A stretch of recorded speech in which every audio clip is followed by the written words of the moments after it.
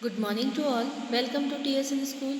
हम पढ़ रहे हैं कक्षा 9वीं हिंदी की पाठ्य पुस्तक स्पर्श भाग 1 का पाठ्यक्रम। आज हम पाठ 5 पढ़ने जा रहे हैं। पाठ 5 में आपको गणेश शंकर विद्यार्थी जी द्वारा लिखा गया एक लेख दिया गया है जिसका शीर्षक है धर्म की आड़। प्रस्तुत पाठ जो धर्म की आड़ है उसमें लेखक ने उन लोगों के इरादों और कुटिल चालों को बेनकाब किया है जो धर्म की आड़ को लेकर जन सामान्य को आपस में लड़ाकर अपना स्वार्थ सिद्ध करने की फिराक में रहते हैं। धर्म की आड़ में अपना स्वार्थ सिद्ध करने वाले हमारे देश में ही नहीं, ऐसा नहीं है। लेखक ने इस पाठ में दूर देशों में भी धर्म की आड़ में कैसे कैसे कुकर्म हुए हैं, कैसी कैसी अनीतियाँ हुई हैं, कौन कौन लोग या समाज उनके शिकार हुए, इसका खुलासा इस पाठ में किया है। अब जो हमने इसके पिछले 2 भागों में पढ़ा कि किस प्रकार से पाश्चात्य जो देश है वहाँ की जो इमारतें हैं वो ऊंची ऊंची इमारतें गरीब लोगों की झोपड़ियों का मजाक उड़ा रही है और वहाँ के लोग धन की मार से परेशान है और हमारे यहाँ के लोग बुद्धि की मार से परेशान है। मतलब बुद्धि के ऊपर पर्दा डालकर पहले ईश्वर और आत्मा को स्थान देकर फिर धर्म और ईमान पर हमारा शोषण करते हैं, फिर अपने स्वार्थ सिद्धि के लिए लोगों को लड़ाना भिड़ाना शुरू कर देते हैं। उसके बाद हमने पढ़ा कि किस प्रकार से हमारे स्वाधीनता का हनन किया गया है, किस प्रकार से हमने शक्तिशाली लोगों को एक ऊंचा ओहदा दिया और उन्होंने अपनी शक्तियों का दुरुपयोग कर इस देश में मजहबी पागलपन और अलग प्रकार का प्रपंच स्थापित कर दिया और लोगों को लड़ाना शुरू कर दिया। अब इसके बाद हम पढ़ते हैं महात्मा गांधी धर्म को सर्वत्र स्थान देते हैं। अब जो लेखक हैं वो यहाँ पर महात्मा गांधी जी के विचार प्रस्तुत कर रहे हैं। इतनी देर तो लेखक ने लोगों के विचारों के आधार पर हमें बताया, अब महात्मा गांधी जी के आधार पर धर्म क्या है इसके बारे में लेखक ने बताया है। महात्मा गांधी धर्म को सर्वत्र स्थान देते, सर्वत्र मतलब सभी जगह स्थान देते हैं। वे एक पग भी धर्म के बिना चलने को तैयार नहीं है, परंतु उनकी बात ले उड़ने से पहले प्रत्येक आदमी का कर्तव्य यह है कि वह भली भांति समझ ले कि महात्मा जी के धर्म का स्वरूप क्या है। मतलब जो महात्मा गांधी जी है वो हर जगह धर्म को स्थान देते हैं, एक पग भी धर्म के बिना चलने को तैयार नहीं होते। मतलब धर्म जो है उनके लिए सबसे ज़्यादा इम्पॉर्टेंट है, सबसे ज़्यादा महत्वपूर्ण है, सबसे ज़्यादा सर्वोपरि है। लेकिन परंतु उनकी बात ले उड़ने से पहले मतलब ये बात जो है कि धर्म का उनका सभी जगह स्थान है, उससे पहले हमें यह बात अच्छी तरह जान लेनी चाहिए कि महात्मा गांधी जी का जो धर्म का स्वरूप है वो क्या है। महात्मा जी धर्म से महात्मा जी का मतलब धर्म ऊंचे और उदार तत्वों का ही हुआ करता है। जो धर्म है वो उच्च स्थान का है, उदार तत्वों का है। मतलब लोगों के साथ अच्छा व्यवहार करना, ना कि उनके साथ बुरा व्यवहार करना।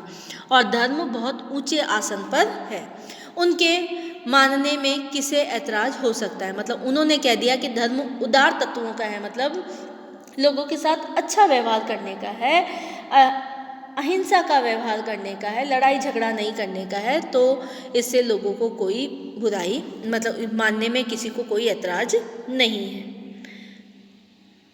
अजा देने, शंख बजाने, नाक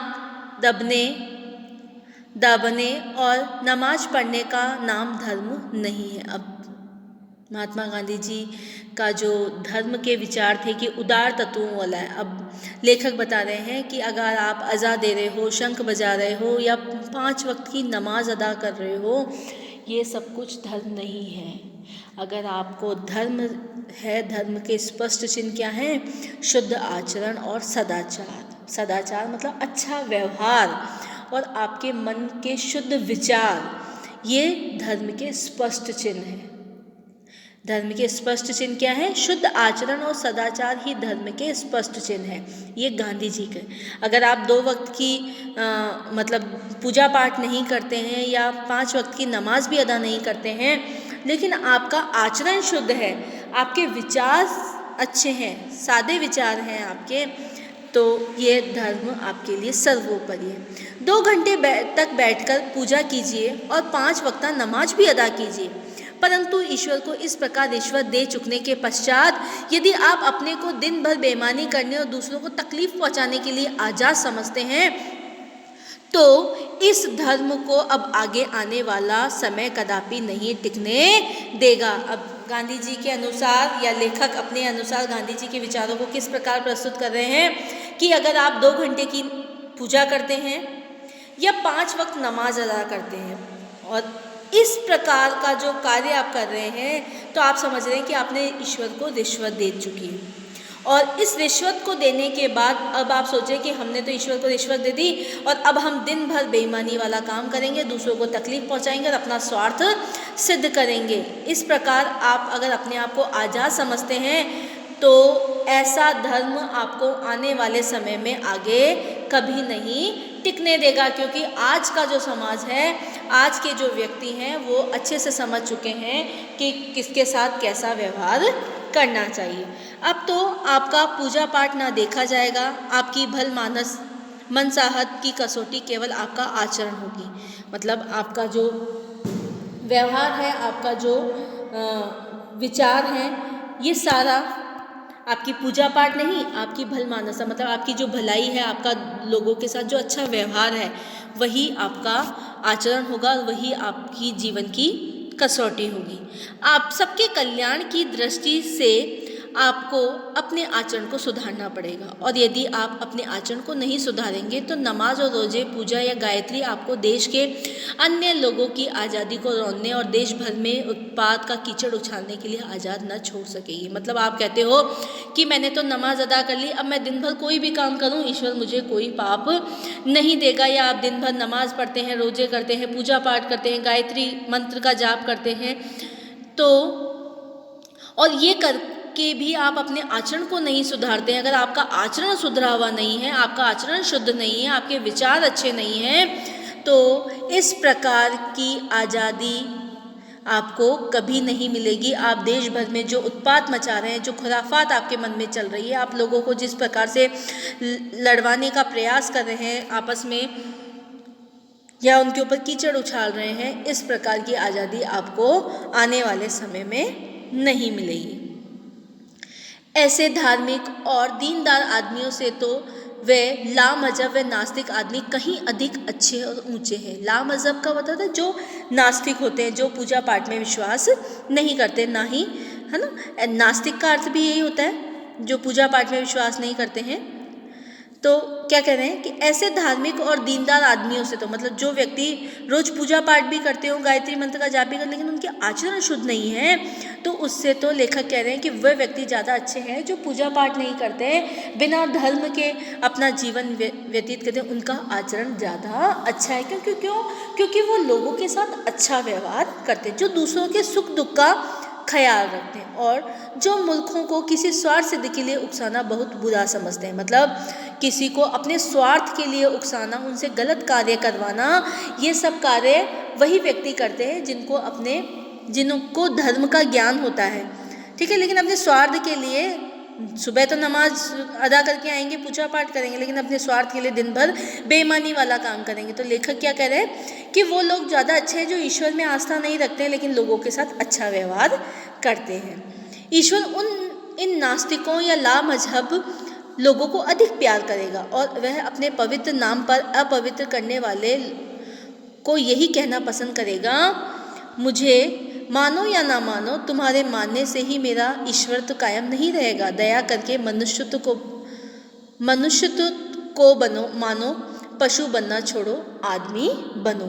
अब जो लेखक हैं वो क्या कह रहे हैं कि ईश्वर भी एक बार तो ये सोच लेता है कि मुझे ये नास्तिक और लामजहब जो लोग हैं, जो व्यक्ति ईश्वर को नहीं मानते हैं, जो धर्म को नहीं मानते हैं, ये लोग मुझे अधिक ज़्यादा प्यारे हैं, और वे लोग जो मेरे पवित्र नाम पर अपवित्र काम करते हैं, मतलब मेरे नाम पर लोगों को उकसाते हैं, लोगों को भड़काते हैं, लोगों के साथ लड़ाई झगड़े करते हैं, उन लोगों को मैं कभी भी पसंद नहीं करता हूँ। और मैं यही कहना चाहता हूँ कि लोगों को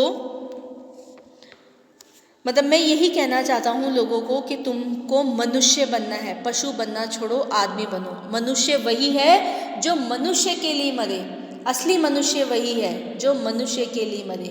आपने देखा होगा दानवीर कर्ण ने अपनी रक्षा कवच दान कर दिया था, महर्षि दादीच ने अपनी अस्थियों का जाल। तो ये लोग आज तक याद किए जाते हैं, क्यों? मनुष्यता के खातिर। ठीक है, तो इसी प्रकार इस पाठ को पढ़कर हमें क्या पता चला कि आने वाले समय में धर्म के नाम पर लोगों को बेवकूफ़ बनाना आसान नहीं होगा। जो लोग नास्तिक होना पसंद करेंगे, मतलब जो लोग नास्तिक होंगे, धर्म के नाम पर गलत काम करना पसंद नहीं करेंगे। मतलब लोग क्या है कि नास्तिक होना ज़्यादा पसंद करेंगे लेकिन धर्म के नाम पर गलत काम नहीं करेंगे। मतलब यहाँ पर लेखक क्या बोल रहा है कि जो आस्तिक है वो धर्म के नाम पर गलत काम कर रहा है, लेकिन आने वाले समय में ऐसी स्थिति हो जाएगी कि लोग नास्तिक मतलब ईश्वर में आस्था नहीं रखेंगे लेकिन लोगों के साथ अच्छा व्यवहार करेंगे। ठीक है ना? और ईश्वर भी यही चाहेगा कि जो लोग बुरे काम, मतलब जो भी लोग हैं वो बुरे काम ना करें, क्योंकि जो लोग बुरे हैं, मतलब जो बुरे लोग हैं वे ईश्वर के नाम पर लोगों को भिड़ा रहे हैं, मतलब लोगों को लड़ा रहे हैं, वे ईश्वर को पसंद कभी नहीं आएगा। हमें भी धर्म का सही अर्थ पता होना चाहिए, हमें धर्म के नाम पर गलत काम नहीं करना चाहिए, ऐसे लोगों से दूर रहना चाहिए और ऐसे लोगों का विरोध करना चाहिए जो धर्म के नाम पर दूसरे लोगों को भड़काते हैं, दूसरे लोगों को लड़ाते हैं। धन्यवाद।